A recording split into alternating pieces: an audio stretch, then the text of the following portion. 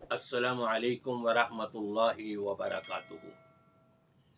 سامعین کرام، آج آپ کو ایک ایسا عمل بتانے لگا ہوں جس کا کوئی بدل ہی نہیں ہے، اور یہ اپنی طرف سے نہیں بلکہ امام کائنات، حبیب کبریا، شافع روز جزا، آمنہ کے لال محمد الرسول اللہ صلی اللہ علیہ وآلہ وسلم کا فرمان ہے۔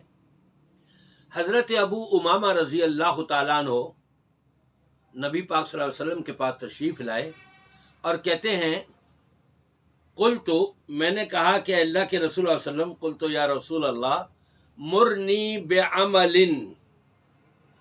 مجھے آپ ایسا عمل بتا دیجئے بس جنت مل جائے، جنت میں چلا جاؤں سیدھا، کوئی رکاوٹ ہی نہ ہو۔ آپ نے ان کو نصیحت کرتے ہوئے بلکہ پوری امت کو سبق دیتے ہوئے آپ نے ایک چھوٹے سے جملے کے اندر ان کا یہ مسئلہ حل کر دیا۔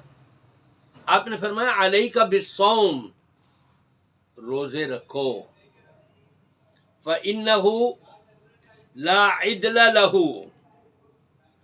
سنن نسائی کی روایت ہے، 2223 نمبر حدیث ہے۔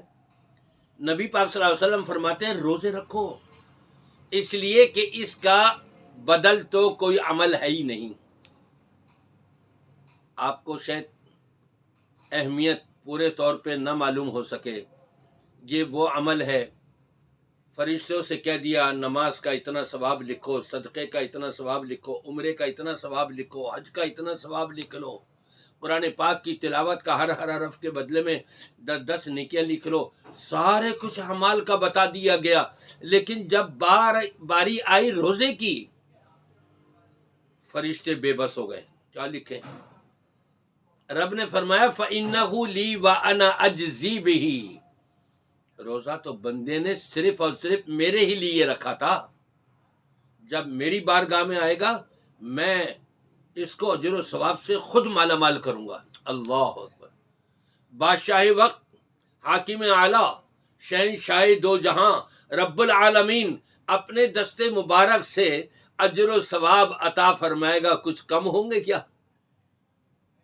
اس کو تو ہم شمار بھی نہیں کر سکتے۔ لا عدل لہ، فرمایا اس کا تو کوئی بدل ہے ہی نہیں۔ یہ ہے وہ روزہ، یہ تو نفلی روزے کے بارے میں ہے، اور جو فرضی روزے ہوتے ہیں اس کا کتنا اجر و ثواب اندازہ لگا لیجیے آپ خود، کہ ایک نفل اور فرض کے اندر کتنا زمین و آسمان کا فرق ہوتا ہے۔ عام نفلی روزہ بھی رکھا جائے تو اس کے لیے یہ حکم ہے، یہ بندہ جنت کی طرف رواں دوا ہے۔ کیوں؟ روزے کی غرض و غایت لعلکم تتقون جو یہ بتائی گئی ہے، جب یہ غرض و غایت پوری ہو رہی ہو تو یہ رب العالمین کی بارگاہ میں اتنا مقبول ترین عمل ہے کہ اس جیسا عمل کوئی اور ہے ہی نہیں۔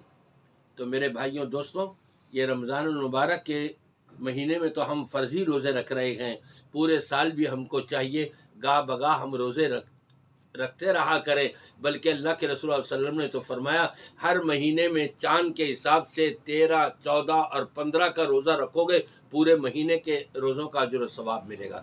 میری دعا ہے کہ اللہ تعالی ہم سب کو اس پر عمل کرنے کی توفیق عطا فرمائے، تاکہ سیدھے جنت میں ہم چلے جائیں اور کوئی رکاوٹ نہ ہو۔